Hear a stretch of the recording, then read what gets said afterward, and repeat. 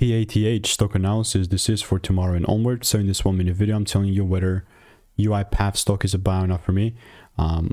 I've made well over 40,000 videos over 5 years, so I've seen what's working for me and what's not.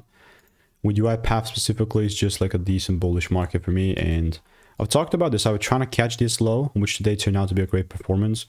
You can see I've done previous PATH receipts in my Discord server, so like no sweat there. And I can tell you one thing, that I'm still looking to double down on this. So let me show you the before. Video made 20 hours ago, way before anything happened, right? Because 20 hours ago, it was already 3:23 p.m. from that Tuesday day. And that was phenomenal. I liked it. Quite all right, so 12.49 to 12.99. Wow, big.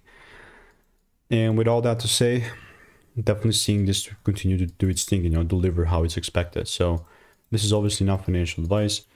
If you do want to learn how I'm making 5-10K per month trading, click the first link in the description and get my free emails.